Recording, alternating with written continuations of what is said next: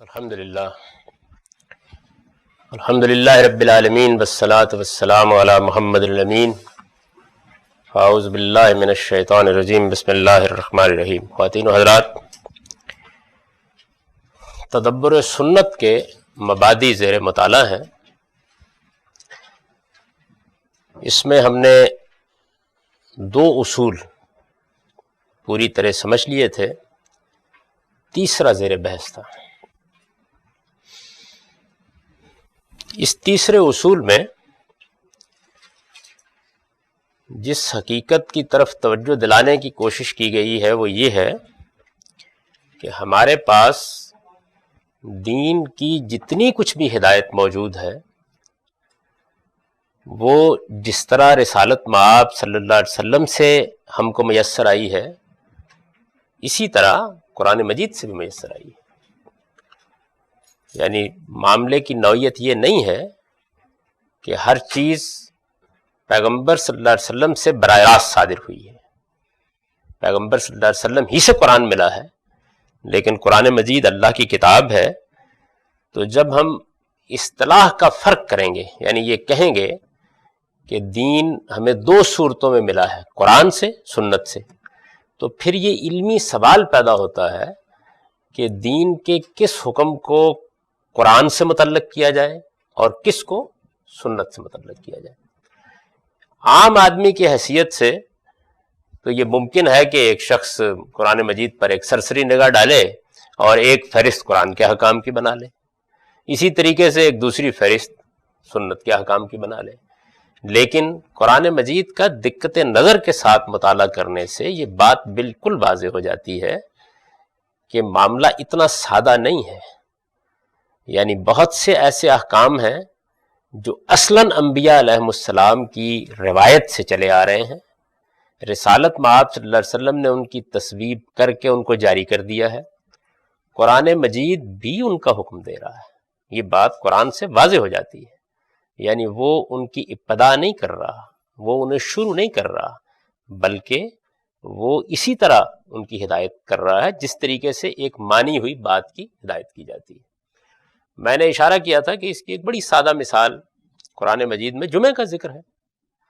یعنی جمعے کا ذکر اس طریقے سے آ گیا ہے کہ جب جمعے کے لیے اذان دی جائے تو تم لوگ اپنا کاروبار اور بیع و شراء چھوڑ کر جمعے کے لیے حاضر ہو جاؤ، اور جب جمعے کی نماز ہو جائے تو اس کے بعد تم اپنے کاروبار کے لیے جا سکتے ہو. اب ظاہر ہے کہ یہ جمعے کا ذکر تو قرآن میں ہوا ہے، اس کے لیے اذان کا ذکر بھی قرآن میں ہوا ہے، لیکن ہر شخص اندازہ کر سکتا ہے کہ قرآن مجید جمعے کا ذکر کر رہا ہے ایسے ہی ایک قانون کی حیثیت سے یا ایسی ہی ایک عبادت کی حیثیت سے جو جاری ہے. یعنی یہ ذکر کر رہا ہے، اس سے جمعے کا حکم نہیں نکل سکتا. یہ اصل میں پہلے سے ثابت شدہ ایک حکم کا تذکرہ ہے، نہ کہ حکم دیا جا رہا ہے. تو یہاں تو بات بہت سادگی سے واضح ہو جاتی ہے. یعنی جیسے ہی آدمی سورہ جمعہ کی یہ آیات پڑھتا ہے تو ایک عامی بھی سمجھ لیتا ہے کہ پہلے سے جاری ایک چیز کا ذکر کر دیا گیا ہے. اسی طریقے سے آپ جب حج کی آیات کا مطالعہ کریں گے تو اس میں بھی ایک عام ذہن بڑی آسانی سے اس نتیجے پر پہنچ جائے گا کہ یوں نہیں ہے کہ قرآن حج کا ابتداً حکم دے رہا ہے، بلکہ ایک عبادت ہے جو پہلے سے جاری ہے، اور اس پہلے سے جاری عبادت کے بارے میں قرآن مجید بھی کچھ باتیں کہہ رہا ہے. یعنی اس کی اہمیت واضح کر رہا ہے، اس کی تاریخ بیان کر رہا ہے، اس میں کچھ اصلاحات بھی کر رہا ہے. لیکن پھر وہ حکم اصلاً کہاں ہے؟ یعنی قرآن میں تو اس کا ذکر اس طرح نہیں. اسی طریقے سے اگر آپ یہ دیکھیں کہ روزے کی آیات ہیں شروع ہوتی ہیں، اور اس کے بعد اس میں کچھ لوگوں کے ذہنوں میں سوالات پیدا ہوئے ہیں. ان سوالات کا قرآن نے جواب دینا شروع کیا ہے، اور جیسے ہی قرآن نے جواب دینا شروع کیا ان سوالات کا تو اس میں نہایت اطمینان کے ساتھ یہ کہہ دیا ہے کہ تم بیویوں سے ملاقات نہیں کر سکتے وَأَنْتُمْ عَاكِفُونَ فِي الْمَسَاجِدِ، جبکہ تم مسجدوں میں اعتکاف پر بیٹھے ہوئے ہو. اعتکاف کیا ہے؟ اس کا کیا قانون ہے؟ قرآن میں اس کا کوئی ذکر نہیں ہے. یعنی ایک پہلے سے مسلمہ بات کو، مانی ہوئی بات کو، ایک پہلے سے موجود حکم کو قرآن نے بیان کر دیا، یعنی اس کا ذکر کر دیا. وَأَنْتُمْ عَاكِفُونَ فِي الْمَسَاجِدِ. اچھا، اسی طرح ایک اور جگہ پہ یہ ذکر کر دیا کہ مسجدیں جو ہیں یہ نماز پڑھنے کے لیے ہیں، یہ سجدہ کرنے کے لیے ہیں، یہ اعتکاف کرنے والوں کے لیے. اب اعتکاف کرنے والوں کے لیے تو کیا مطلب ہے اعتکاف کا؟ ظاہر بات ہے کہ قرآن میں یہ انتم عاکفون فی المساجد یا حج کی آیات یا اسی طریقے سے بعض دوسرے جو احکام ہیں وہ ایسے نہیں ہوا کہ قرآن انہیں انیشیٹ کر رہا ہے، قرآن اس کا حکم دے رہا ہے، ایسے نہیں ہوا، بلکہ جو پہلے سے ایک عبادات کی روایت چلی آ رہی ہے جس پر انبیاء علیہم السلام کا دین قائم ہے، اس کو بالکل ایسے ہی بیان کر رہا ہے کہ یہ تو مانی ہوئی بات ہے، یہ تو مسلمہ بات ہے، تم جانتے ہی ہو نا کہ اعتکاف کیا ہے، تو اعتکاف کے زمانے میں یہ نہ کرو، اس کا ذکر اس طریقے سے ہو گیا ہے۔ تو اس لیے اس کو بہت اچھے طریقے سے متعین کر لینا چاہیے۔ اس سے علم میں جو فرق واقع ہوتا ہے وہ بھی بہت سنگین ہے، اور عمل پر جو اثرات پڑتے ہیں وہ بھی بہت غیر معمولی ہیں۔ یعنی علم میں جو فرق واقع ہوتا ہے وہ تو یہ ہے کہ اگر چیز کہاں سے شروع ہوئی ہے اس کو متعین نہ کیا جائے تو نتیجہ اس کا یہ نکلتا ہے کہ لوگ اس کو غلط جگہ سے اخذ کرنا شروع کر دیتے ہیں۔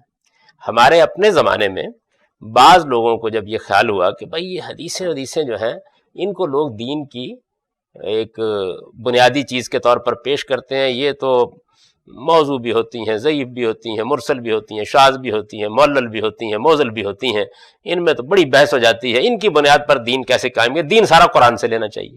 اچھا، اب جب انہوں نے یہ بات کر دی تو وہ نماز ہی کو وہاں سے تلاش کرنے کے لیے نکلے تو معلوم ہوا کہ قرآن اسی کو دینے سے انکار کر رہا ہے۔ اس کی وجہ یہ ہے کہ اگرچہ نماز کا ذکر قرآن میں 70-72 مقامات پر ہے، باقاعدہ اس کی تاکید کی گئی ہے، لیکن نماز کا ذکر قرآن مجید میں ذکر ہے، تاکید بھی ہے۔ نماز قرآن سے شروع چونکہ نہیں ہوئی تو اس وجہ سے قرآن نماز کو اس طرح بیان ہی نہیں کرتا جس طرح کہ وہ کوئی حکم دیتا تو بیان کرتا۔ تو جب اس کے اوقات یا اس کی رکعتیں یا اس کے بارے میں کوئی چیز وہاں سے اخذ کرنے کی کوشش کی جائے گی تو اصل میں ساری ترتیب الٹ جائے گی۔ میں یہ پیچھے بھی اشارہ کر چکا ہوں۔ اچھا، پھر اس کا جو ایک دوسرا نتیجہ نکلے گا وہ یہ ہے کہ چیزوں کو اخذ کرنے کے معاملے میں صرف اتنا ہی نہیں ہوتا کہ آپ ایک حکم کو اخذ کر لیتے ہیں، بلکہ اس کے ساتھ آپ اسی قدر و قیمت متعین کرتے ہیں۔ چنانچہ آپ دیکھیے کہ مثلا احناف نے یہ اصول قائم کر لیا کہ نماز کے کسی جزو کا ذکر اگر قرآن میں آ گیا ہے تو وہ فرض ہو جائے گا۔ اب آپ کبھی ان کے ہاں ان کی کوئی فقہ کی کتاب اٹھائیں اور اس میں سے یہ دیکھیں تو وہ بتائیں گے نماز میں فرائض کیا ہیں۔ اچھا، دلیل کیا ہے؟ وہ چیزیں جن کا قرآن میں ذکر آیا ہے، درا حالانکہ قرآن میں ان کا ذکر فرائض کے طور پر آیا ہی نہیں۔ تو اب یہ دیکھیے نا کہ عملی لحاظ سے نماز میں ضروری اور غیر ضروری کی ساری تقسیم بالکل خراب ہونا شروع ہو گئی۔ یعنی علمی لحاظ سے جو اثر پڑا وہ پہلے میں نے عرض کر دیا، عملی لحاظ سے اثر پڑا جو میں نے بیان کر دیا آپ کے سامنے۔ تو اس وجہ سے یہ کوئی معمولی معاملہ نہیں ہے، چیز کس جگہ سے اخذ کی جا رہی ہے اور کہاں اس کی کیا قدر و قیمت ہے۔ دین میں صرف یہ نہیں طے کرنا ہوتا کہ یہ حکم ہے، یہ طے کرنا ہوتا ہے کہ حکم کی حیثیت کیا ہے۔ یعنی کیا نماز کا حکم یا مثال کے طور پر انفاق کا حکم یہ راستے سے کانٹا اٹھانے کی ہدایت کے برابر ہے؟ اگر کوئی آدمی احمقانہ طریقے سے فہرست مرتب کرے گا تو ممکن ہے کہ وہ پاؤں کو سیر بنا دے اور سیر کو پاؤں بنا دے، یہ ممکن ہے۔ تو یہ جو صورتحال ہے یہ پورے دین کے نظام کو درہم برہم کر دیتی ہے۔ اس کا اثر علم پر بھی پڑتا ہے، عملی زندگی پر بھی پڑتا ہے۔ وہ چیزیں غیر معمولی طور پر اہم ہو جاتی ہیں جن کی کوئی دین میں اہمیت خاص نہیں، اور وہ چیزیں غیر اہم ہو جاتی ہیں جو بڑی اہمیت رکھتی ہیں۔ آپ اب دیکھیے ہماری ہم مسجدوں میں جو دین ہے، تو اگر آپ دین کے معاملے میں سخت بے پرواہ ہیں، آپ کو کوئی معلوم نہیں ہے کہ دین کی اخلاقی ہدایات کیا ہیں، آپ کو کچھ خبر نہیں ہے کہ دین کے اندر کن چیزوں کو حرام اور کن کو حلال قرار دیا گیا ہے، عملی زندگی میں، معیشت میں، سیاست میں، معاشرت میں کیا کیا احکام ہیں جو بڑا وزن رکھتے ہیں اور جن پر اصل میں ساری اسلامی زندگی کا انحصار ہے، یہ کچھ معلوم نہیں۔ لیکن مثال کے طور پر اگر آپ کی داڑھی پوری ہے اور آپ کی شلوار ٹھیک ٹخنوں سے اوپر ہے تو آپ امام ہیں۔ وجہ کیا ہے؟ وجہ یہ ہے کہ یہ نہیں معلوم کیا گیا کہ یہ جو احکام ہیں ان کی قدر و قیمت کیا ہے۔ اس وقت یہ میں موضوع نہیں بنا رہا کہ احکام ہے یا نہیں، یعنی ان کی قدر و قیمت کیا ہے۔ اگر یہ معلوم ہو جائے کہ یہ کہاں سے انیشیٹ ہوئے ہیں، قرآن سے ہوئے ہیں، تو قرآن میں ان کا ماخذ کیا ہے، تو ظاہر ہے کہ پھر اس کی قدر و قیمت بھی متعین ہو جائے گی نا۔ یعنی پھر یہ زیادہ دیکھا جائے گا کہ کسی آدمی کا اخلاقی رویہ کیا ہے، وہ پورے دین کے بارے میں کیا نقطہ نظر رکھتا ہے، وہ علمی لحاظ سے دین کو کس طرح دیکھتا ہے، وہ عملی لحاظ سے کس طرح. بدترین متعصب ہوگا آدمی، دین کے بارے میں بالکل جاہل مطلق ہوگا، اس کو کچھ معلوم نہیں ہوگا کہ کیا چیز جو ہے وہ کیا حیثیت رکھتی ہے، دین کی بنیادیں اس نے ڈالی ہوں گی اپنی انفرادی اور اجتماعی زندگی میں. یہ 2-3 چیزیں ہیں جو اصل میں تقوی کی علامت. وجہ کیا ہے؟ وجہ وہی ہے کہ عملی لحاظ سے چیز کیا ہے، کہاں سے شروع ہوئی ہے، اور اس کی کیا قدر و قیمت ہے، یہ واضح نہیں ہے لوگوں کے اوپر. تو اس وجہ سے اس کو کوئی معمولی چیز نہ سمجھیے، یہ علمی لحاظ سے بھی ایک غیر معمولی معاملہ ہے اور عملی لحاظ سے بھی بڑی اہمیت کا معاملہ ہے. کیونکہ اگر یہ پتہ نہیں ہے تو پھر احکام کی فہرست آپ کو ملے گی فقہی کتاب میں، یہ نہیں پتہ چلے گا کہ وہ احکام کی فہرست اصل میں ہے کیا، اس کا ماخذ کیا ہے، وہ اٹھی کہاں سے ہے، اس میں کیا چیز اہم ہے، کیا غیر اہم ہے، یہ معلوم نہیں ہوگا. کس چیز کی قدر و قیمت رائی کے برابر ہے اور کس چیز کی قدر و قیمت پہاڑ کے برابر ہے. آپ پربت کو رائی بنائیں گے اور رائی کو پربت بنا دیں گے. آپ ایک بڑی غیر معمولی چیز کو وہاں کھڑا کر دیں گے کہ جو دین میں اس کا مقام نہیں ہے. یعنی یہ صورتحال اس کے بعد ہو جائے گی.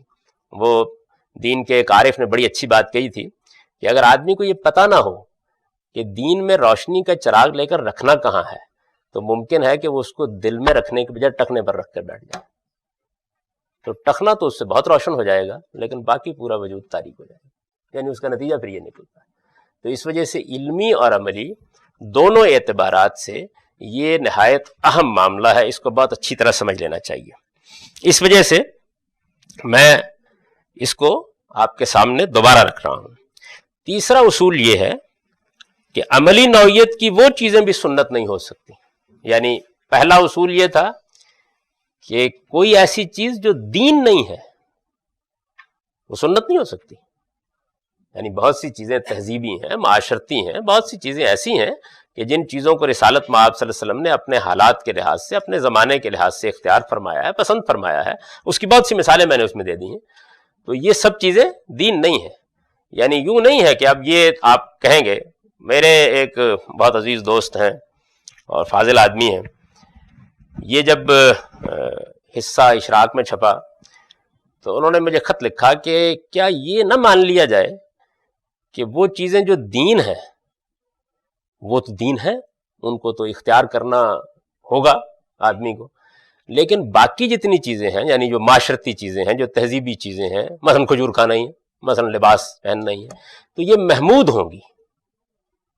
میں نے کہا کہ چل اتنا مان لو کہ یہ محمود ہوں گی، سنت نہ صحیح.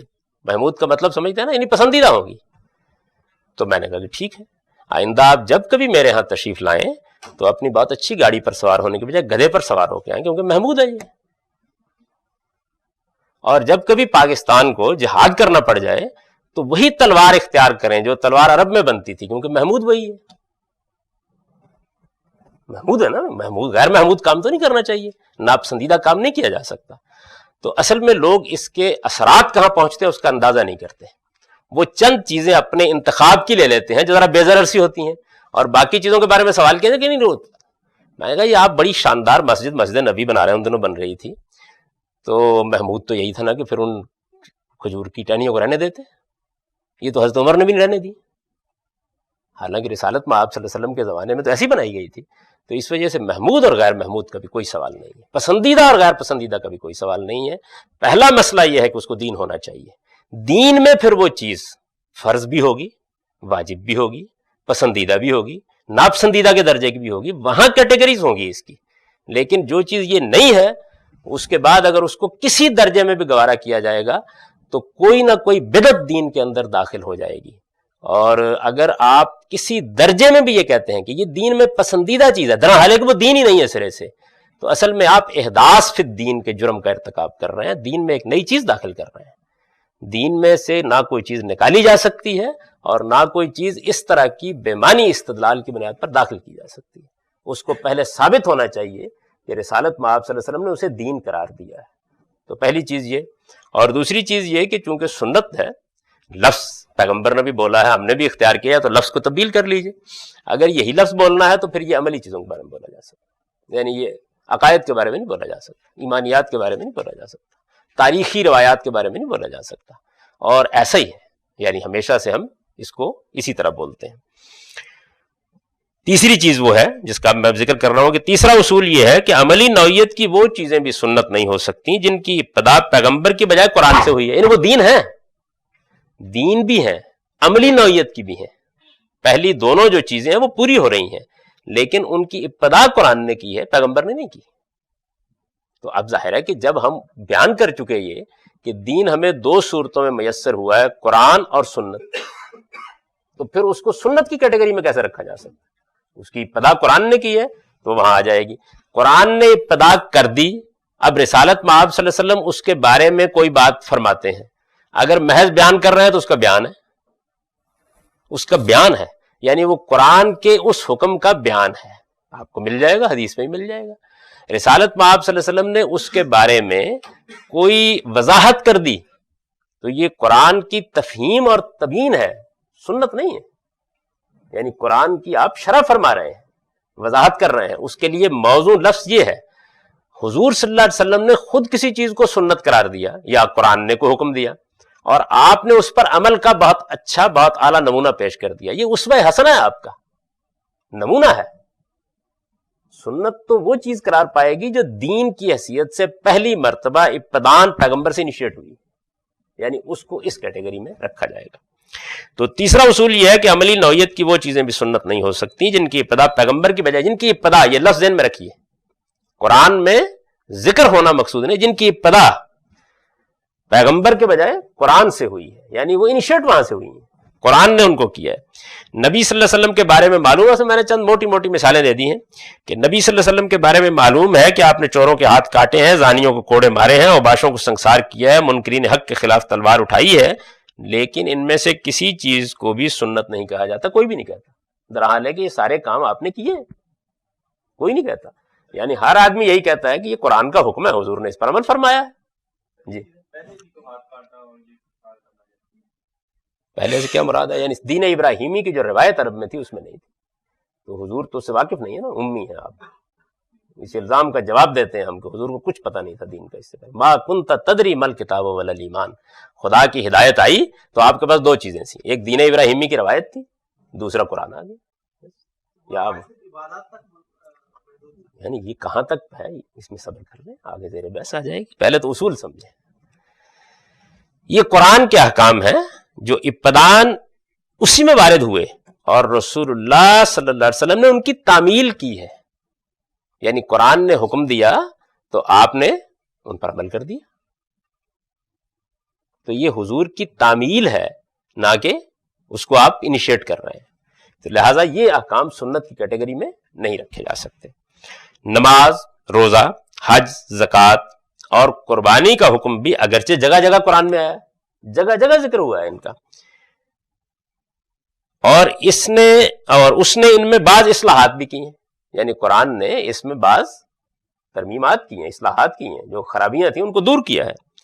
لیکن یہ بات خود قرآن ہی سے واضح ہو جاتی ہے کہ ان کی ابتدا پیغمبر کی طرف سے دین ابراہیمی کی تجدید کے بعد اس کی تصویب سے ہوئی ہے. یعنی حج تو حضور نے جاری کر دیا، حج جاری ہے، حضور کی تصویب بھی ہو گئی، یعنی دین ابراہیمی کی روایت کے طور پر حج ہو رہا ہے.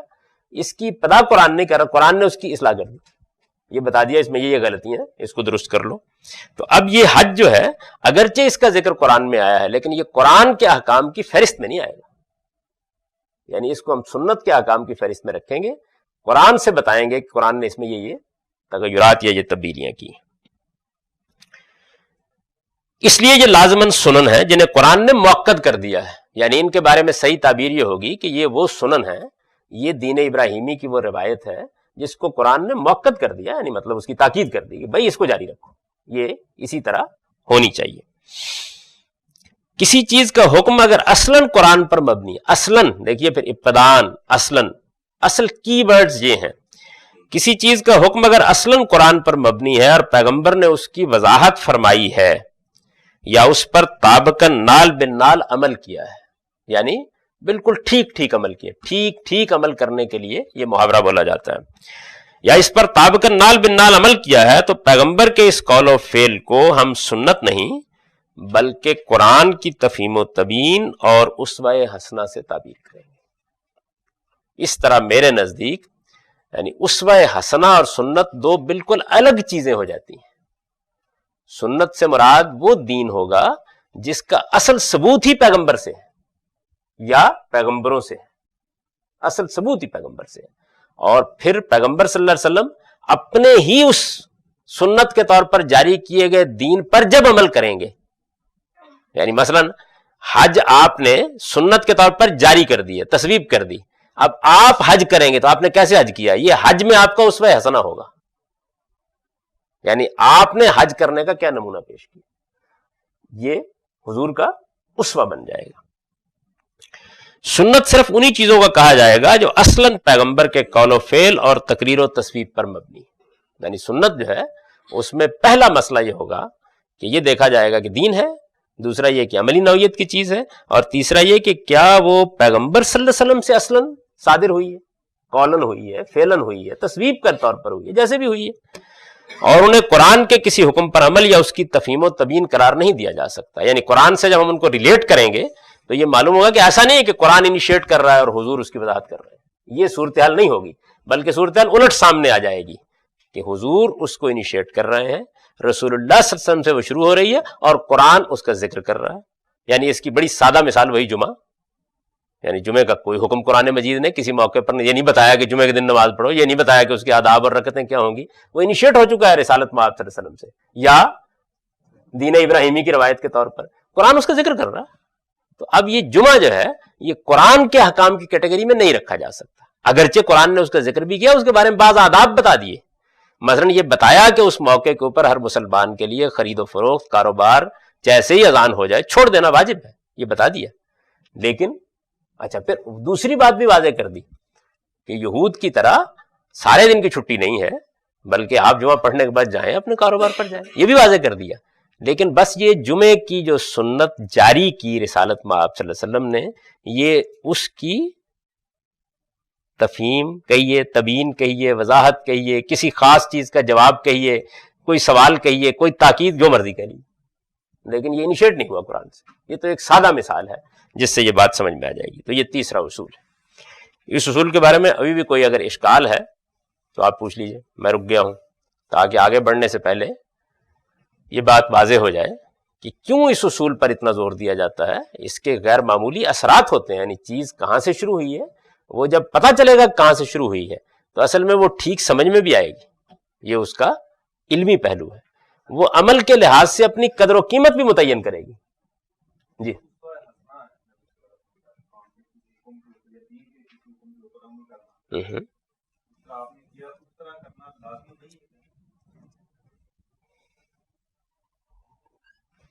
اگر آپ نے اس کو لازم قرار دیا ہوگا تو اصل میں دین کا حصہ بن گیا ہوگا، اور اگر آپ نے اس پر عمل کیا تو اس کا بہترین نمونہ ہوگا۔ نمونے کا مطلب ہوتا ہے بہترین نمونہ۔ اسوہ حسنہ کا لفظ جو ہے اس کا مطلب کیا ہے؟ اس کا مطلب ہے بہترین نمونہ۔ بہترین نمونہ کبھی واجب نہیں ہو سکتا۔ بہترین نمونہ کا مطلب یہ ہوتا ہے یہ تمہارا آئیڈیل ہے، اس تک پہنچنے کی کوشش کرو۔ اگر بہترین نمونہ واجب اور فرض ہو جائے تو پھر بہترین نمونہ کہنا نہیں چاہیے اس کو، پھر تو آپ بھی پابند میں بھی پابند اس کا۔ اسوہ حسنہ کا مطلب ہے کہ کسی حکم پر نماز ہے تو فرض میں بھی ادا کرتا ہوں، آپ بھی ادا کرتے ہیں۔ حضور نے اس نماز کو کتنی خوبی کے ساتھ پڑھا، آپ کہتے ہیں حضور نے اس خوبی کے ساتھ پڑھا، اب آپ کہتے ہیں واجب ہے اس خوبی کے ساتھ پڑھنا، تو پھر تو مسئلہ ختم ہو گیا نا، پھر تو ایک ہی صورت رہ گئی۔ اس کو پھر اسوہ حسنہ نہ، اسوہ ہی نہ کہیے، اس کا مطلب ہوتا ہے نمونہ، آئیڈیل، یعنی اس کی بہترین مثال جو ہے وہ یہ ہے آپ کے سامنے۔ تو لفظ ہی اس سے عبا کرتا ہے کہ اس سے کوئی چیز آپ واجب قرار دے دیں۔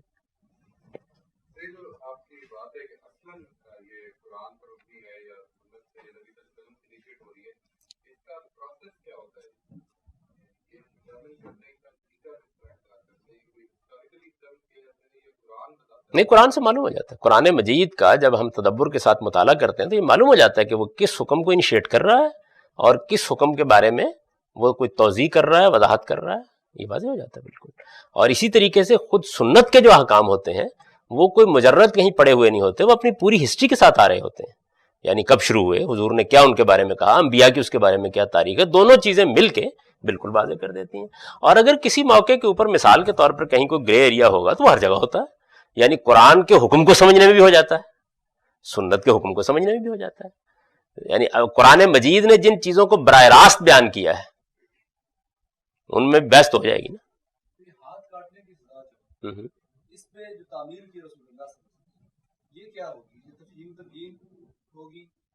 اگر تو محض تعمیل کر دی ہے، یعنی جیسے حکم دیا گیا عمل کر دیا، تو بس تعمیل ہو گئی، یعنی جیسے آپ قرآن کے کسی حکم کے اوپر تعمیل ہو گئی۔ اگر اس تعمیل کو کرتے وقت آپ نے اس میں خوبیاں پیدا کر دی تو اب اس وقت سامنے آ گیا۔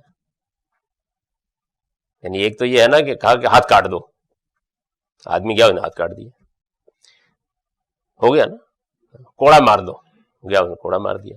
لیکن اگر مثال کے طور پر پیغمبر کھڑے ہو گئے ہوں، کوڑا جلاد مارنے کے لیے کھڑا ہوا تو پیغمبر کھڑے ہو گئے، آپ فرمایا کہ نہیں، یہ نہیں، اس طرح نہیں، آدمی کو ہلاک نہیں کرنا، آپ ایک درمیانی درجے کا بس سوٹا لیجئے، یہ کوئی چمڑے کا کوڑا نہیں ہے، کھال نہیں ادھیڑنی، آپ یہ اوپر نہیں لے جا سکتے، بس اتنا سا اٹھا کے مارتے ہیں، محض تعدیب کرنا مقصود ہے۔ تو اب دیکھیے کیا کچھ ہو گیا، یعنی یہ حکم پر عمل کا کتنا اچھا نمونہ سامنے آ گیا۔ ایسے لگا کہ جس طریقے سے یہی مقصود تھا یہ معلوم ہو گیا۔ لیکن اگر ان میں سے کوئی کام نہیں کیا گیا پھر محض تعمیل ہوئی۔ غسل ہے، رسالت میں آپ صلی اللہ علیہ وسلم نے غسل کو ایک سنت کی حیثیت سے جاری فرمایا، یہ اس کا ایک پہلو ہے، قرآن نے بھی اس کا ذکر کیا۔ اب اس کے بعد حضور غسل کرنے کے لیے اٹھے تو آپ نے غسل کرنے کے لیے کیا طریقہ اختیار کیا؟ تو اگر آپ غور کر کے دیکھتے ہیں کہ یہ طریقہ بڑا پاکیزہ اور بہت ہی اچھا طریقہ ہے، اس کے اندر اصل میں غسل کے سارے پہلو پوری طرح ہو گئے ہیں، تو یہ غسل میں حضور کا اسوہ حسنہ ہو جائے گا، اس میں کوئی اضافہ نہیں ہوا کسی بات پر، یعنی اسی کام کو کرنے کا بہترین طریقہ ہمارے سامنے آ گیا۔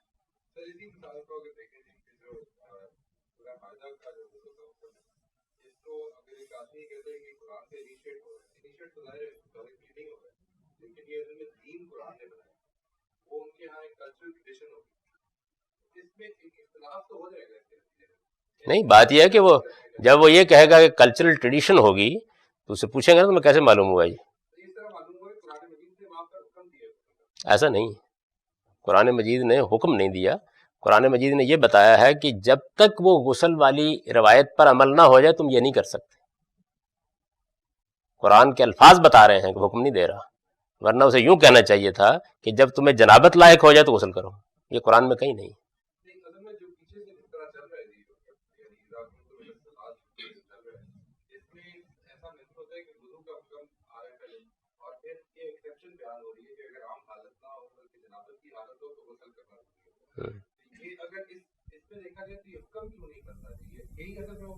یہ تو میں پھر قرآن پڑھاؤں اس حصے کو تو میں بتا دوں گا کہ کسی طرح بھی نہیں بنتا، یعنی اس کا تعلق تو اصل میں قرآن کے فہم سے ہے نا، یعنی حکم کو انیشیٹ کرنے کے لیے اسلوب ہی نہیں ہونا چاہیے،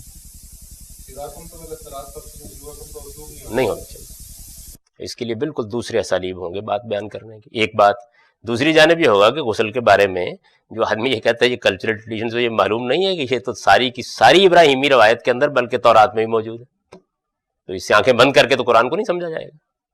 اس کا مطلب یہی ہوگا کہ پھر اصل ڈٹرمن کرنے میں جو رول ہسٹری کا ہے وہ شاید زیادہ اہم ہو جائے گا۔ دونوں کا یکساں ہوتا ہے، قرآن اگر اس ہسٹری کے رول کو قبول نہیں کرتا تو جس طرح بدر کے واقعے کے بارے میں قبول نہیں کرتا رد کر دیا جائے گا۔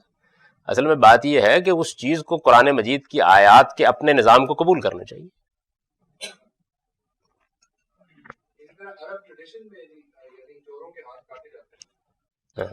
لیکن دین کے طور پر نہیں، بالکل ایسے ہی معلوم ہو جاتا ہے نا، یعنی بات یہ کہ یہ واضح ہو جاتا ہے، قرآن مجید کے حکم دینے کے انداز سے بھی واضح ہے، دونوں چیزیں ایک دوسرے کو کنٹریبیوٹ کرتی ہیں، یعنی یہ معلوم ہو جاتا ہے کہ ادھر وہ چیز بطور سنت اسٹیبلش نہیں ہے اور ادھر قرآن کا بات کرنے کا انداز بتا رہا ہے کہ انیشیٹ کر رہا ہے، دونوں چیزیں جب مل جاتی ہیں تو آپ ایک حتمی اور قطعی نتیجے پر پہنچ جاتے ہیں۔ فرض کر لیجیے نہیں پہنچے تو زیادہ کیا ہوگا، یعنی حکم آپ کے نزدیک سنت کی کیٹیگری کے قرآن میں آ جائے گا اور میرے نزدیک وہیں پڑا رہے گا، کوئی فرق نہیں پڑتا۔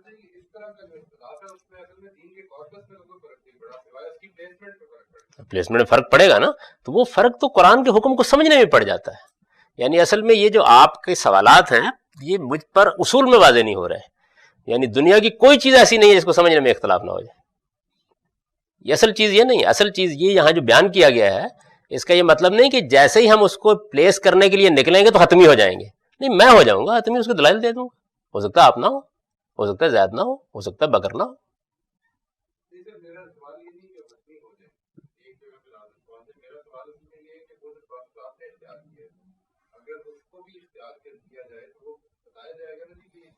तरीके से हम असल डिटरमिन। ہاں یہ تو اس وقت اصل میں یہ میرا موضوع نہیں ہے. میں اس وقت یہ نہیں بتا رہا کہ وہ پروسیس کیا ہے، میں اس وقت بتا رہا ہوں یہ پروسیس اختیار کرنا چاہیے. یعنی آپ کیسے نتیجے پہ پہنچیں گے، یہ تو اصل میں ایک عمل ہے کہ ایک چیز کو لیا جائے اور لے کر اس کو کیا جائے. یہ تو وہاں ہوگا جہاں ہم اصل میں یہ کام کر رہے ہوں گے. مثلا جب ہم جائیں گے عبادات میں تو یہ کام کریں گے، جب ہم جائیں گے آداب و شاعر میں تو یہ کام کریں گے، جب ہم جائیں گے قرآن کے احکام میں تو یہ کام کریں گے. یہاں تو یہ بتانا مقصود ہے کہ دیکھو بھائی یہ موٹی موٹی مثالیں ہیں، ان سے یہ بات سمجھ لو. نازک چیزیں یہاں زیر بحث نہیں لائی جا سکتی، اس لیے کہ یہاں ہم اس کو اپلائی نہیں کر رہے ہیں، یہ بتا رہے ہیں کہ دیکھو یہ موٹی چیز ہے، اس سے یہ فرق پڑتا ہے، یہ کرنا ہے، یہ کام کرنا ہے. اب کرنے کا عمل یہ ایک بالکل الگ چیز ہے. یعنی جیسے ہم نے قرآن مجید کے بارے میں پڑھا کہ قرآن مجید کو سمجھنے میں ان اصولوں کو ملحوظ رکھنا ہے. اب ان اصولوں کو جب ہم اپلائی کریں گے تو قرآن پڑھتے ہوئے کریں گے نا. یعنی اس میں ہو سکتا ہے کہ اپلیکیشن میں ایک بات کو میں اپلائی کروں تو اس کا نتیجہ اور نکلے، اور مولانا امین حسن اپلائی کریں تو نتیجہ اور نکلے. یہ تو ختم نہیں ہو سکتا معاملہ. لیکن یہ اپلیکیشن ہے. جب آپ اصول بیان کرتے ہیں تو آپ اصل میں موٹی مثال دیتے ہیں تاکہ آدمی کی سمجھ میں فرق آ جائے. نازک چیزیں تو اپلیکیشن ہی میں سمجھ میں آئیں گی. یعنی مجھ کو خود 10 سال میں یہ سمجھ میں آیا تھا کہ قرآن وضو کو انیشیٹ نہیں کر رہا، 10 سال میں سمجھ میں آیا تھا. تو اب ظاہر ہے کہ اس میں آپ کو بھی لحاظ کرنا پڑے گا.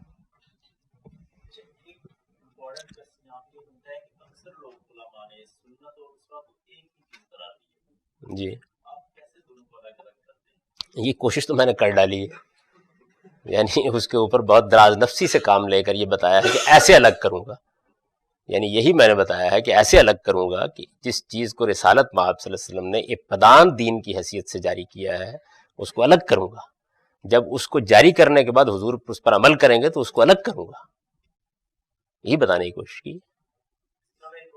ابھی اس کی ایک بڑی سادہ مثال دی ہے کہ دیکھیے قرآن مجید نے ایک حکم دیا چور کے ہاتھ کاٹنے کا یا زانی کو کوڑے مارنے کا، تو حضور نے عمل کرتے وقت اگر یہ چیزیں ملحوظ رکھ لی ہیں تو ان کو کہاں کیٹیگرائز کریں گے؟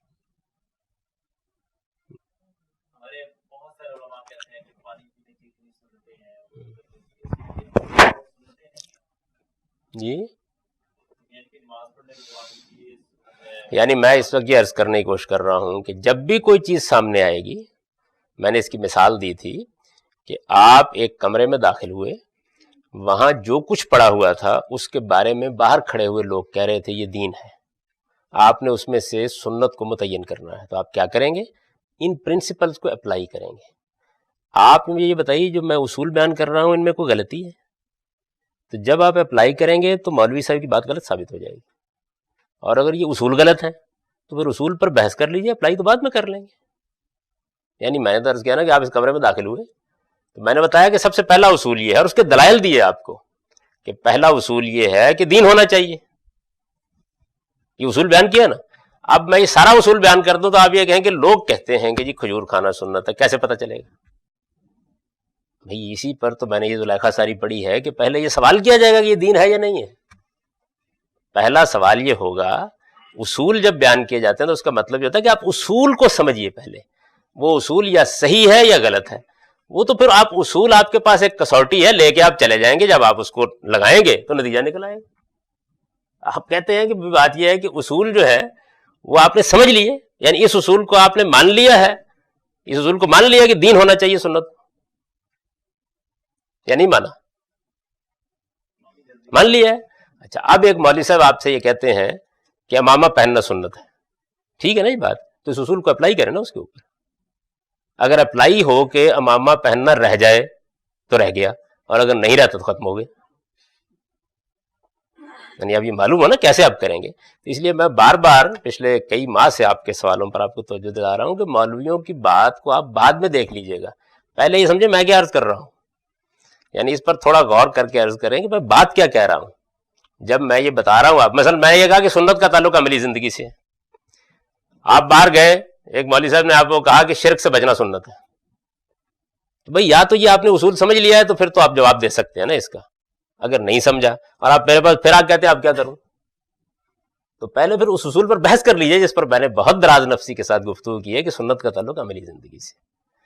تو ایسے لگتا ہے کہ آپ اصل میں یہ کر رہے ہیں کہ بھئی یہ مولوی کہتے ہیں، یہ شخص کہتا ہے. میں یہ نہیں کر رہا، میں یہ بتا رہا ہوں کہ میں ان اصولوں کے کیا دلائل دے رہا ہوں، ان پر آپ سوال کیجئے. آپ ان دلائل پر جرا کیجئے، آپ ان دلائل کی تقلید کیجئے، لیکن اگر وہ اصول آپ نے مان لیا تو پھر اصل میں اس کا نتیجہ نکلنا ہے، وہ جیسے ہی آپ اس کو اپلائی کریں گے تو پھر مولوی صاحب کی بات آپ بات سمجھ لیں گے خود ہی، آپ کے ہاتھ میں وہ کسوٹی آ جائے گی. یعنی کچھ لوگ کہہ رہے تھے کہ یہ ساری انگوٹھیاں جو ہے سونے کی ہیں، کچھ کہہ رہے تھے ساری کی ساری انگوٹھیاں چاندی کی ہیں. میں آپ کو وہ کسوٹی بتا رہا ہوں جو لے جائیں اور جا کر لگا کر دیکھ لیں، پیتل اور چاندی الگ الگ ہو جائے گی. اب اگر آپ کے نزدیک وہ کسوٹی ہی ٹھیک نہیں ہے تو حاضر ہوں نا میں اس کے بارے میں، لیکن اپلائی کرنے کا جو عمل ہے یہ تو اصل میں بعد میں ہونا ہے. میں نے تو کیا کیا ہے کہ موٹی مثالیں لے کر ان پر اپلائی کر کے دکھا دی، اور اصول بیان کرتے ہوئے کبھی نازک مثال زیر بحث نہیں لاتے، اس لیے کہ نازک مثالیں جو ہیں وہ تو اصل میں پھر سمجھنے کی ہوتی ہیں، وہ مقامات ہوتے ہیں جن مقامات پر غور و فکر اور تدبر کرنا پڑتا ہے. موٹی مثال کیا ہے، کیٹیگرائز ہو گئی بات، اب اس کو اپلائی کریں گے. اپلیکیشن میں پھر اختلافات ہوں گے، ہمیشہ ہوتے ہیں. تو یہ میری بات واضح ہو گئی یا مزید واضح کروں؟ تو اصول کو آپ پہلے پوری کنسنٹریشن سے سمجھیے، تھوڑی دیر کے لیے مولوی صاحب کو بھول جائیے اور یہ سمجھیے کہ میں جو اصول بیان کر رہا ہوں وہ ٹھیک ہے یا غلط ہے. اگر غلط ہے تو بتائیے کیسے غلط ہے. مثلا میں نے یہ اصول بیان کیا نا کہ بھائی قرآن سے انیشیٹ ہوا ہے حکم تو پھر اس کو سنت کی کیٹیگری میں نہیں رکھا جائے گا. کوئی ہو گیا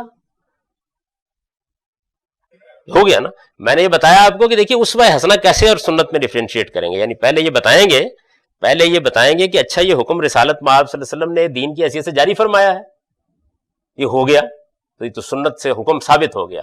اب حضور بھی تو عمل کریں گے نا اس پر، تو عمل کیا ہوگا؟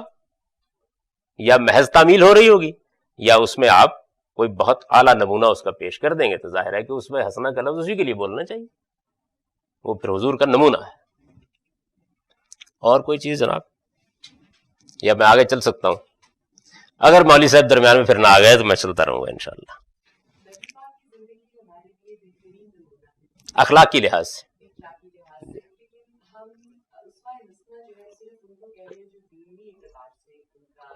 سارا اخلاق دین ہے.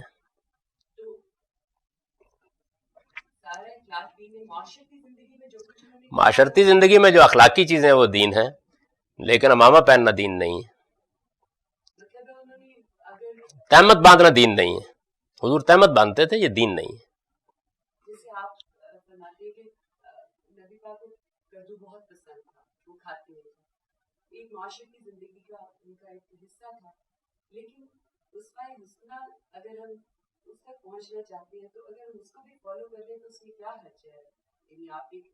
ابھی وہ میں نے حرج بتایا ہے کہ پھر اس کے بعد تو تلوار سے لڑنا چاہیے نا، پھر کوئی اسلحہ نہیں بنانا چاہیے، اس لیے کہ حضور کا اسوہ حسنہ تو بہترین نمونہ ہے، پھر بہترین نمونہ تو چھوڑا نہیں جا سکتا.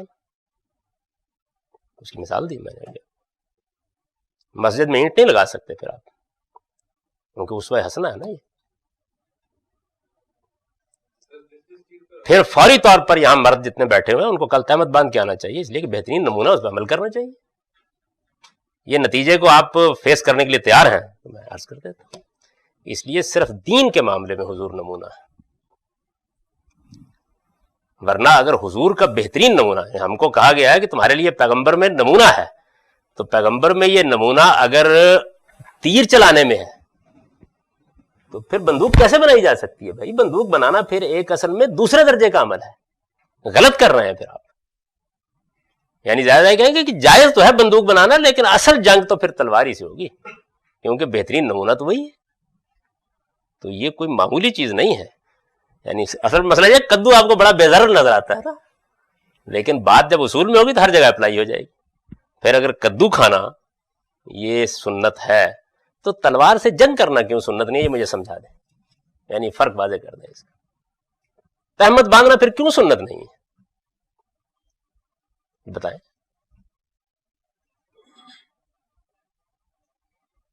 فرمائیے آپ لوگ. یعنی ایک چیز بے ضرر سی چیز پکڑ کے آپ کہتے ہیں سنت ہے، تو میں تو ایک قطعی اصول بیان کر رہا ہوں نا کہ یہ طے کرنا پڑے گا کہ دین ہے یا نہیں. اگر دین ہے تو پھر تو دین ہی دین ہے، حضور سے ہم کو دین دینے کے لیے آئے تھے. لیکن اگر یہ چیزیں سنت ہیں تو پھر سوال یہ کہ آپ اس کو کدو تک محدود کیسے رکھیں گے؟ جی بالکل ایسے ہی دینی اخلاقی جب کہا جاتا ہے تو اس کا مطلب یہی ہوتا ہے. یعنی اصل میں دین ہے ہی سارا کا سارا اخلاقی تزکیے کا نام. اخلاقی زندگی میں ہم وسیع کر دیتے ہیں تاکہ کوئی آدمی یہ خیال نہ کرے کہ دینی سے مطلب یہ ہے کہ صرف عبادت میں. اس وجہ سے وسیع لفظ بولتے ہیں, اس میں سارا دین تو آ ہی جاتا ہے, لیکن اس کے بعد سارے انسانی رویے یہ سب چیزیں آ جاتی ہیں. مثلا حضور کھانا کھانے کے لیے بیٹھے, آپ نے لوگوں سے کہا کہ بھائی بات یہ ہے کہ یہ بڑی پلیٹ, عرب کھاتے تھے نا ایک ہی پلیٹ میں, تو آپ وہاں کدو ہے یا سرید ہے یا وہاں گوشت ہے یا کچھ ہے, تو آپ نے کہا کہ نہیں یہ دیکھیے آپ اپنے سامنے سے کھائیے. یہ اخلاقی نمونہ ہے. یعنی وہ اس پشت میں کیا پڑا ہوا ہے. یا ایک آدمی ہے کہ چونکہ حضور کے زمانے میں تو ایک ہی بڑے تھال میں کھانا کھاتے تھے, یہ عربوں کی روایت ہے بھائی, اس کا دین سے کیا تعلق. لیکن وہ دیکھیے ایک اخلاقی بات ہے کہ جب آپ ایک پلیٹ میں کھانا کھا رہے ہیں تو پھر صورتحال یہ نہیں ہونی چاہیے کہ ادھر کی بوٹی ادھر سے اچک لی, وہ ادھر کا نوالا ادھر سے لے لیں, اپنے سامنے سے کھائیے. یعنی یہ تہذیب ہے, یہ ثقافت ہے, یہ ایک مہذب بنانے کا عمل ہے, یہ اخلاقی رویہ ہے. کتنی چھوٹی سی بات بھی جو ہے وہ ایک بہترین نمونہ بن جاتی ہے. لیکن کدو نہیں بن سکتا. اگر بنتا ہے تو پھر میرے کچھ سوالات ہیں, میں رک جاتا ہوں, میں پوچھتا ہوں, جواب دیں ان کا.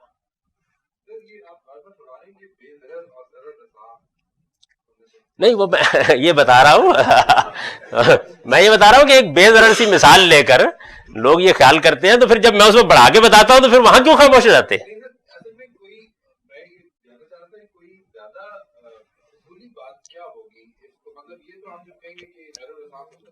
نہیں وہ اصولی بات تو میں نے کر دی نا, وہ میں کر کے آ گیا ہوں, اس میں آپ موجود نہیں تھے. بڑی تفصیلی بحث کر کے آ گیا ہوں کہ حضور پیغمبر آتے ہی دین دینے کے لیے, یہ بحث کر چکا ہوں میں, اور یہ بتا چکا ہوں کہ اس معاملے میں میں منفرد نہیں ہوں, بلکہ اس امت کے تمام جلیل القدر علماء یہی رائے رکھتے ہیں. ایک پورا کا پورا شاہ ولی اللہ کی حجت البالغہ کا بڑا تفصیلی اقتباس میں نے یہاں سنا دیا تھا کہ انہوں نے گن گن کر بتا دیا کہ دیکھو یہ دین نہیں ہے, یہ دین نہیں ہے, یہ طب دین نہیں ہے, یہ نسخے دین نہیں ہے, بتا دیا انہوں نے. یہ میں بحث چونکہ کر چکا ہوں, تو اس لیے مجبوری ہے کہ اس وقت میں چوتھا اصول پڑھ رہا ہوں. تو اور اگر آپ چاہتے ہیں پہلے پر چلا جاؤں تو میں چلا جاتا ہوں, لیکن لوگ جو حشر کریں گے آپ کا. جی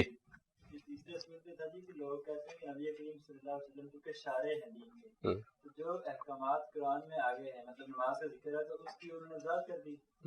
تو اب اس کو یہ بات کہنے کی ضرورت ہے کہ پیچھے سے آ رہے تھے, یہ روایت چلتی آ رہی تھی, تو اس کو قرآن موقف کر دیتے. آپ یہ اس بار یہ بات ایکسپلین نہیں کر دی اس کو کہ نبی کریم کیونکہ اللہ تعالیٰ نے ان کو بھیجا ہے دین کی وضاحت کے لیے, تو انہوں نے اس کو پریکٹیکلی اس پہ عمل کر دیا. نہیں تو اس چیز کو آپ حج پر کیوں اپلائی نہیں کرتے؟ پھر وہاں کیوں نہ کہا جائے کہ قرآن نے حج کا حکم دیا اور رسول اللہ نے حج کر کے دکھا دیا. اعتکاف میں بھی یہ بات کیوں نہ کہی جائے, جمعے میں بھی کیوں نہ کہی جائے. یعنی وہاں جمعے میں تو حکم ہی نہیں ہے سرے سے, وہاں کیا کریں گے؟ یعنی جی نہیں آپ بتائیے نا, جمعے کی آیت تو میں پڑھ دیتا ہوں نا, اس پہ بتائیے. یعنی جمعے کا حکم دکھائیے نا قرآن میں کہاں ہے. قرآن تو یہاں سے شروع کر رہا ہے, اذا نودی للصلاۃ من یوم الجمعۃ فاسعوا الی ذکر اللہ. جب جمعے کے دن اذان دی جائے تم یہ کیا کرو. اس کا مطلب جمعہ بھی طے ہے, اس کی نماز بھی طے ہے, اس کی اذان بھی طے ہے, اس کا خطبہ بھی طے ہے. یہ کس نے طے کیا؟ پھر تو یوں ہونا چاہیے تھا نا کہ پہلے قرآن یہ کہتا کہ جمعہ پڑھو, اس کے بعد باقی ہونا چاہیے نا, ذکر ہی نہیں. پھر اعتکاف کا کیا کروں گا میں؟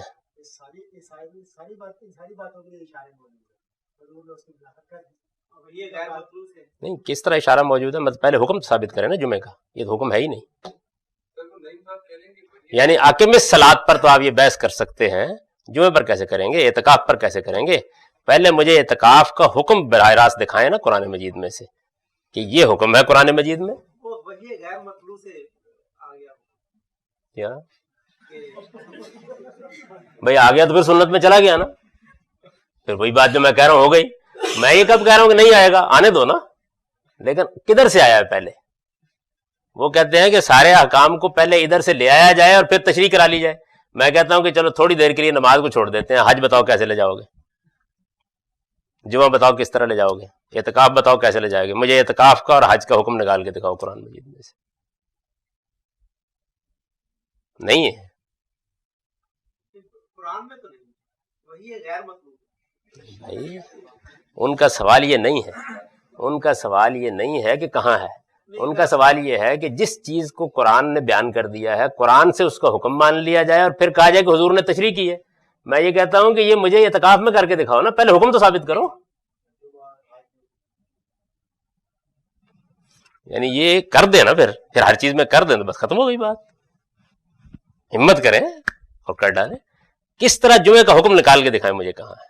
ماننا پڑے گا کہ وہ پیغمبر سے انیشیٹ ہو چکا ہے، رسول اللہ صلی اللہ علیہ وسلم نے اس کا اہتمام کرا دیا ہے، اس کے اوپر عمل ہو رہا ہے، اب قرآن اس کا ذکر کر رہا ہے. یعنی اس کے سوا کیا صورت بنتی؟ یا پھر دکھائیں مجھے وہ آیت پڑھیں، آیت پڑھ کے میں بیٹھ جاتا ہوں، آپ آئیں وہ آیت پڑھیں، آپ بتائیں یہ حکم جمعے کا ہے نہیں کہیں بھی. اعتکاف کا بتا دیں کس جگہ حکم ہے قرآن مجید میں. یعنی قرآن مجید نے چلتے چلتے ذکر کر دیا کہ بھائی جب تم اعتکاف میں بیٹھے ہوئے ہو، یہ کیا حکم دینے کا انداز ہے؟ تو اس لیے ایسا ہے نہیں، ہو نہیں سکتا.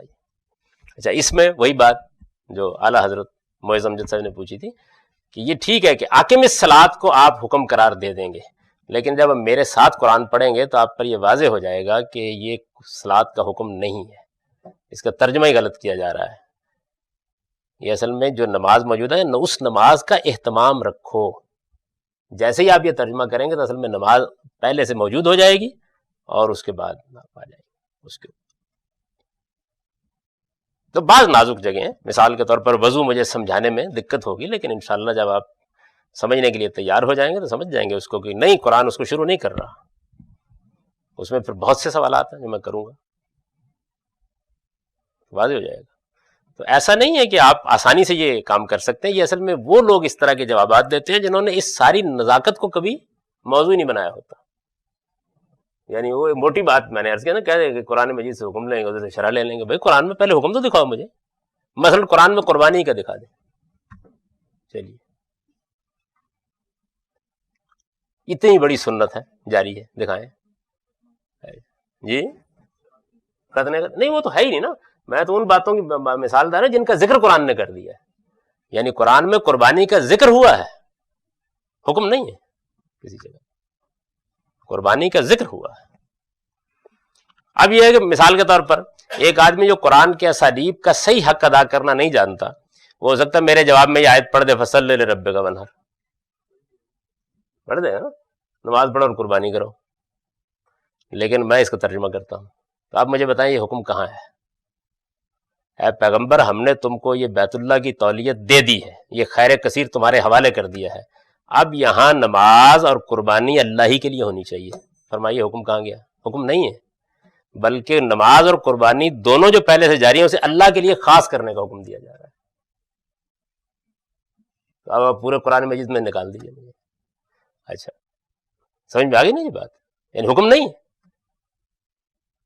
بلکہ یہ ہے کہ فصل لربک وانحر، یعنی نماز بھی اب حرم میں اور قربانی بھی حرم میں خدا کے لیے ہونی چاہیے، بتوں کے لیے نہیں ہونی چاہیے.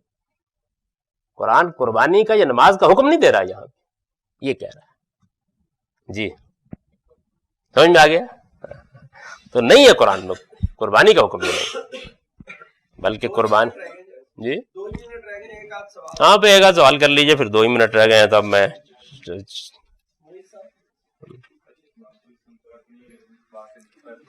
جی یہ کہتے ہیں سوال متعلق تو نہیں ہے لیکن اس بات سے تھوڑا سا نکلتا ہے.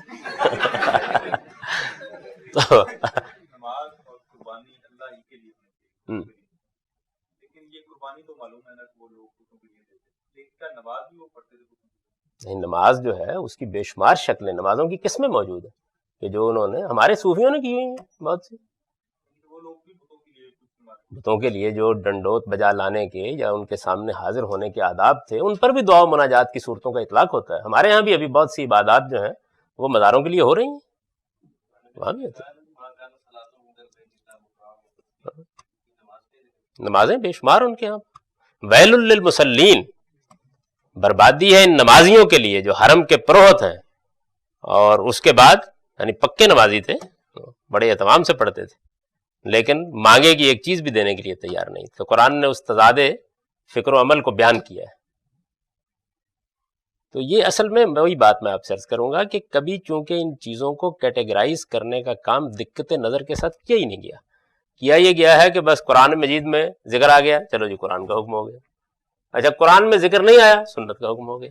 ایک ایک چیز کو لے کر اس کو باقاعدہ اس کا تتبع کرنا پڑے گا، پھر یہ کیٹیگرائز ہوگا. جیسے ابھی میں نے آپ سے عرض کیا نا کہ قربانی کا ذکر قرآن میں ہے، قربانی کا حکم قرآن میں نہیں ہے.